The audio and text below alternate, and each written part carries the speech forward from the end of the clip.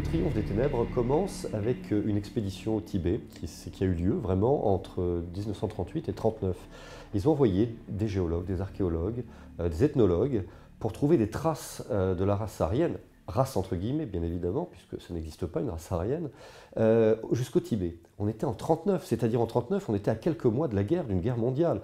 Ce qui veut dire que les nazis étaient influencés par des croyances qu'on pourrait trouver curieuses, mais qui étaient réelles, bien réelles.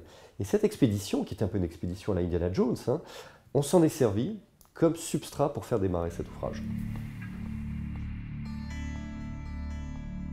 Il y a 2 ans, nous avions écrit le scénario d'un documentaire qui portait sur les archives qui avaient été volées par les nazis pendant toute l'Europe et ensuite récupérées par les Russes.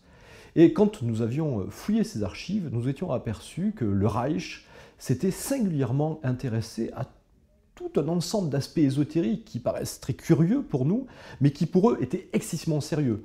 Le Graal, des reliques sacrées, ça c'était vraiment un point d'intérêt fondamental. Il y avait une dimension occulte du nazisme qui était relativement ignorée.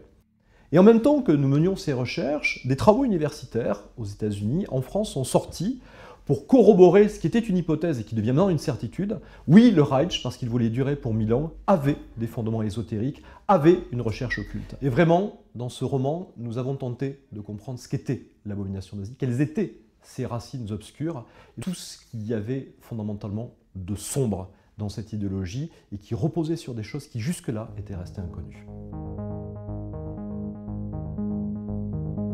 Le Triomphe des Ténèbres, c'est d'abord une quête ésotérique et aussi une grande fresque historique.